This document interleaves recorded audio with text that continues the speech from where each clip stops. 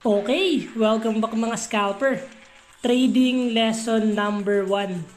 Education.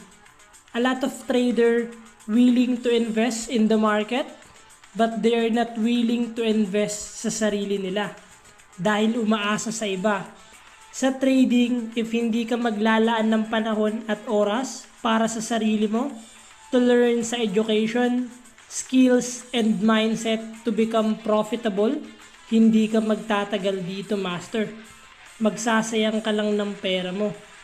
Ang pag-aaral sa trading is hindi lang isang linggo or 2 linggo or even months or years. It's continuous learning everyday, master. Kailangan yung magsunog ng kilay to gain your confidence to entry and exit. Hindi yung lagi kayong butiki and takot. Mag-aaral ka na lang din, lubos-lubusin mo na. You need to put pressure and passion sa pag-aaral mo dito sa trading kung gusto mong tumagal dito. Aral lang ng aral, walang katapusang aral, master.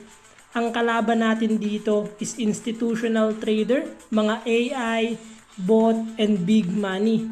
Paano ka makakaasang mananalo ka kung hindi mo to pinag-aralan ng maigi at pinagplanuhan every execution?